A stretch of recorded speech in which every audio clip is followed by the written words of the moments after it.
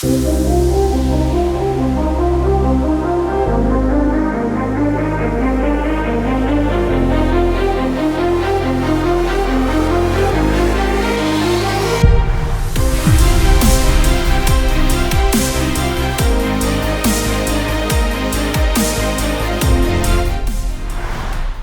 main challenge for us is to ensure that we remain internationally competitive.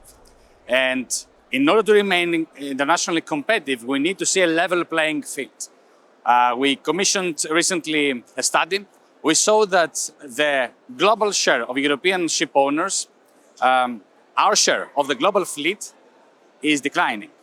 Although the European fleet is growing, it's growing steadily. We have more tonnage at sea than ever before. The proportion compared to our competitors is slightly declining. From 40% 6-7 years ago, it has gone down now to around 35%. This shows the harsh competition we are facing.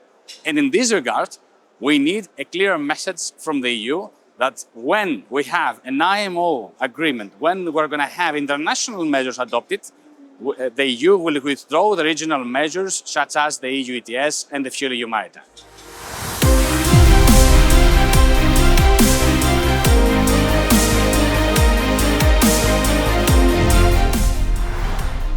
The main challenge for us there is the mismatch between investment in new build ships that are capable of using sustainable fuels and the availability of these fuels in the markets. I mentioned before that the global share of European ship owners, our share of the global fleet, is around 35%.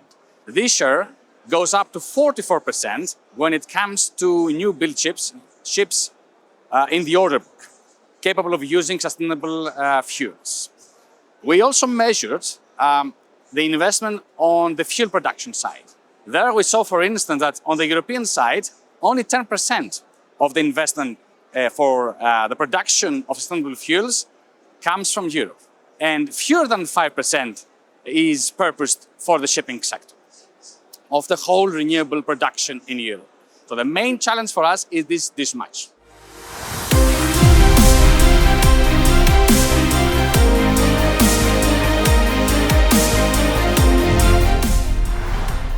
Point number one for us is that we need an international level playing field.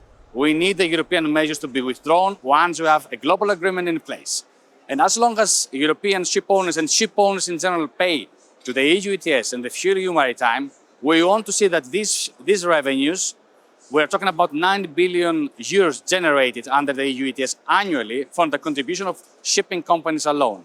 We want to see that these 9 billion euros are invested for the uptake and the production of clean tech and clean fuels.